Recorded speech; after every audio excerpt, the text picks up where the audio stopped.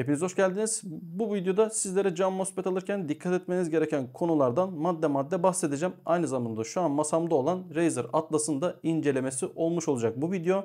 Bu arada videonun altında hashtag reklam yazısını görebilirsiniz. Örtülü reklam kuralları gereği yazıyorum. Fakat kesinlikle buradaki ürünlerin hiçbir tanesi reklam amaçlı değildir. Kendim aldım, deniyorum ve deneyimlerimi sizlerle paylaşıyorum. Vakit kaybetmeden isterseniz hemen başlayalım. Öncelikle cam MOSFET alırken boyutları çok önemli arkadaşlar. Şimdi Razer Atlas'tan başlayayım. 45 santime 40 santim genişliğine sahip. Gerçekten çok büyük bir MOSFET ve 5 mm'lik kalınlık. Şimdi kalınlıktan bahsedeyim sizlere. 5 mm'lik kalınlık kimilerine göre fazla oluyor. Benim için normal. Fazla oldu diyenler şöyle şuradaki kol hareketinden rahatsız olabiliyor bundan dolayı. 40 mm genişlik ideal ama 45 mm'lik uzunluk gerçekten çok fazla. Yani burada alırken mousepad'iniz için özel bir alan ayırmalısınız. Bunu neden söylüyorum? Kumaş mousepad'lerde işte buradan kıvırırsınız, attırırsınız vesaire vesaire yapabiliyorsunuz. Bir şeyin altına sokma yapabiliyorsunuz. Ama cam mousepad'lerde herhangi bir şeyin altına üstüne koyamıyorsunuz. Monitörün ayağı olsaydı şayet burada mesela cam mousepad olmasa direkt üzerine koyabilirdiniz. Ama cam mousepad'de üzerine koyma yaparsanız cam mousepad'iniz yamuk olur. İşte monitör ayağınızın üstüne koysanız bu sefer monitör ayağınız yamuk durur gibi. Büyük ihtimal anlatabilmişimdir. Bu yüzden boyut çok önemli. Burada 45'e 40 dedik ama bunun daha küçüğünü de bulabilirsiniz. Zaten de var. İsterseniz o modellerde bakabilirsiniz. Razer Atlas'ın için konuşmuyorum. Başka marka ve modeller mevcut. Renk olarak arkadaşlar desenli olanlar var. Zaten biliyorsunuz. Beyaz da var. Siyah var çoğunlukla. Pulsar'da kırmızı var ve böyle griye giden renklerde de var. Ben renk körüyüm. Kusura bakmayın. Şimdi tam hepsini söyleyemeyeceğim sizlere. Benim burada tercihim beyaz oldu. Sebebi ise siyaha yakın modellerde toz çok fazla belli oluyor. Beyazda ise zaten görüyorsunuz. Şu an hiçbir şekilde silmedim de yani.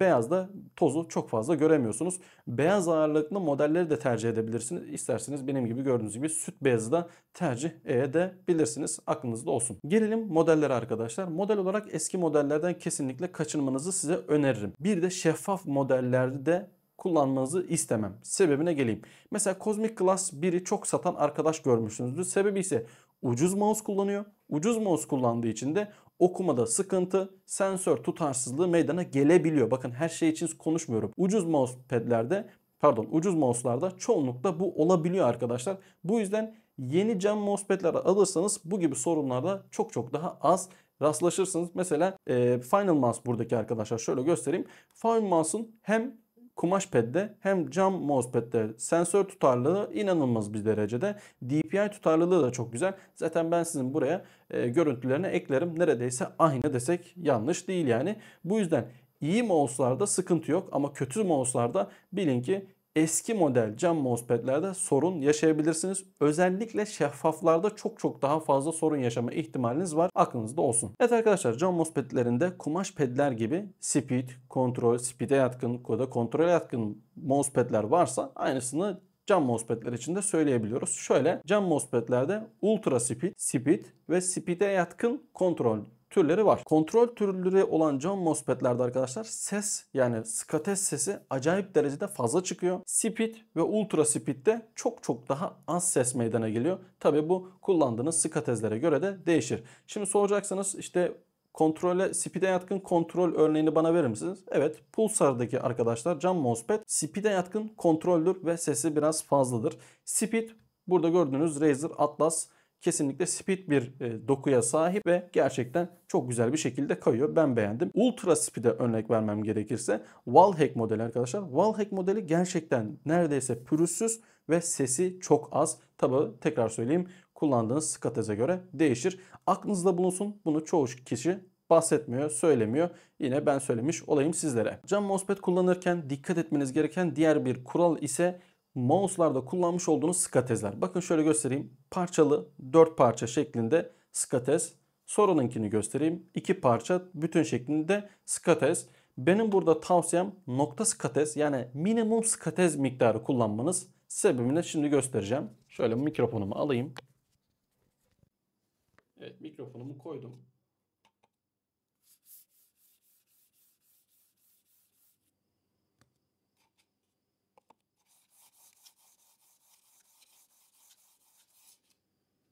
Evet, gördüğünüz gibi arkadaşlar skatez Ne kadar küçükse o kadar daha az ses meydana geliyor. Bilginiz olsun. Kesinlikle nokta skatezlerde daha az ses çıkacaktır. Tabii ki de speed mousepad'lerde. Evet, gelelim diğer bir konuya, temizlik maddesi arkadaşlar. Arkadaşlar gerçekten cam mousepad'i temizlemek çok kolay ama herkesin atladığı bir konu var yine burada. Bakın, burada küçücük bir kırıntı olsa mouse'unuzun hareketini acayip bir şekilde engelliyor. Mesela su dökülse yine aynı şekilde o suyu kumaş mousepad olmadığı için emmiyor ve burada bu su kalıyor. Hadi suyu böyle elinde temizledin, kurulaman gerekiyor. Orası kuru kalacak. Yoksa mouse'unuz o kısımda takıntılık yapıyor. Yani nasıl takıntı mı? Tıkanıklılık mı? Söyleyemedim. Orada duruyor, bir duraksama yapıyor. Bu yüzden kesinlikle cam mousepad'i evet temizlemesi kolay ama üzerinde herhangi hiçbir şey olmaması gerekiyor. Islaklığı kurutmanız gerekiyor. Küçük bir parça kırıntı varsa onu almanız gerekiyor gibi maddelerde göz önünde bulundurmalısınız. Bunu da buradan söylemiş olayım sizlere. Şimdi gelelim hangi oyunlarda tercih etmeniz gerekiyor. Arkadaşlar CS2 ve Valorant gibi oyunlarda kontrol ağırlıklı olduğu için alışmanız zor olabiliyor. Hatta alışmanız neredeyse imkansıza yakın da olabiliyor. Kişiden kişiye değişebiliyor. Bu yüzden kumaş pedinizi alın, kontrolünüze devam edin. Rahat kafeye nişan alın ve ateşinizi edin ve oyununuzda zaferinizi kazanın. Peki cam mousepad'de bu olmuyor mu? Elbette alışan birkaç kişi gördüm ama genel kanı kesinlikle almamanız ve daha çok kumaş ped üzerinden devam etmeniz yönünde. Ben yabancıları izledim. Birçok insan, Türk'ten Hellian'ı izledim. Yani o bile şey diyor, hani evet kullanıyorum ama cam mousepad gerçekten kullanması zor şeklinde ifade ediyor. Benim de nacizane tavsiyem kumaş pedinize devam etmeniz CS2 ve Valorant için. Peki ben bunu neden alacağım? COD,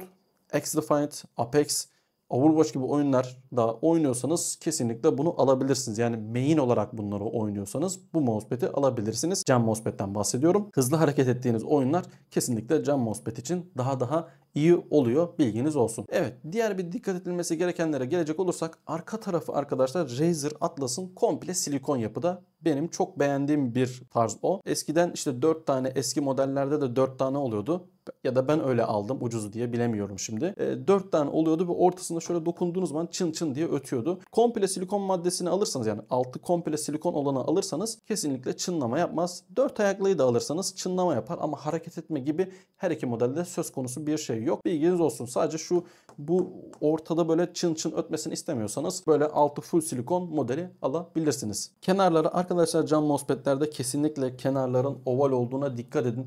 Bakın Razer'da komple her tarafı oval. İlla ki bir şeyler takılıyor. Emin olun, işte ne olacak, ne takılabilir demeyin. İlla ki takılıyor ve bir şeylerinize zarar verebiliyor. Bu yüzden oval olanı tercih ederseniz çok daha güzel olur. Şimdi gelelim üzerine bir şey koyma muhabbetine. Arkadaşlar cam mousepad'in üzerine bir şey genelde koymamanız gerekiyor. Şöyle ifade edeyim. Bakın alıyorum bardağım, su bardağım genelde. Şimdi bunun üzerine koyduğum ve oynattığım zaman şöyle göstereyim. Bakın acayip derecede kötü, hatta böyle yani acayip kötü bir ses çıkartıyor. Olur da böyle düşer, çizer camı, gerçekten çok kötü bir hissiyat veriyor. Kesinlikle kullanmanızı önermem. Bir de şöyle göstereyim, bakın HyperX kulaklığımız var. Buralar metal olduğunu biliyorsunuz. Bakın koyduğunuz gibi, gördüğünüz gibi metalin sürtmesi var ve bundan dolayı da cam tarafları çizilebilir. Tabii böyle küçük hareketlerden çizilmiyor ama olur da siz böyle hızlı bir şekilde bırakırsanız çizilme yapabilir. Buna da lütfen dikkat edin. Razer'ın mesela bu sağ tarafta alt köşede logo var ve bu logo kabartılı bir şekilde, yani böyle pürüzsüz değil. Bunu bazı arkadaşlar rahatsız olabiliyor.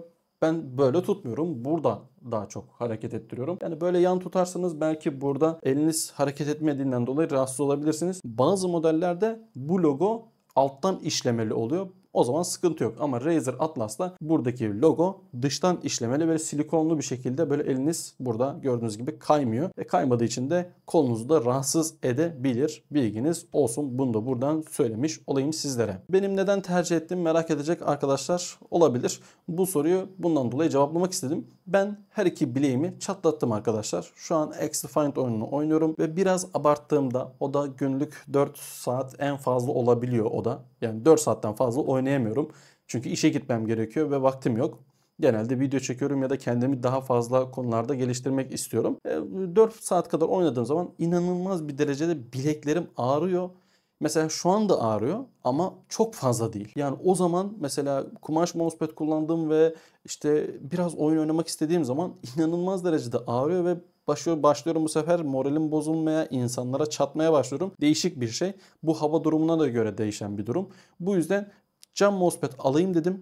Tekrar bir deneyeyim. Normalde düşmanlığım vardı kendilerine. Dedim bir deneyeyim. En azından sağlığım için güzel olacağını düşündüm. Ve gerçekten de arkadaşlar şu an bileğim biraz ağrıyor ama o X-Defiant oynadığım zamanlar işte 4 saat falan oynuyorum. Şu an ne kadar ağrıyorsa o zaman da o kadar ağrıyor. Çok fazla ağrımıyor. Gerçekten isabetli bir karar oldu ve verdiğim paranın hakkını gerçekten verdi diyelim. Belki daha düşük modelini alsam, Final Mouse kullansam da verecekti ama şu an Razer Atlas'ı aldığımı memnunum. Benim de alma hikayem de bu şekildeydi. Evet arkadaşlar, hızlı sizlere anlatmaya çalıştım. Bu videoluk benden bu kadar. Video sizler için faydalı olduysa videoyu beğenebilir. Kanalımızın büyümesine yardımcı olmak isterseniz de abone olabilirsiniz. Kendinize çok iyi bakın. Hoşça kalın. Görüşmek üzere.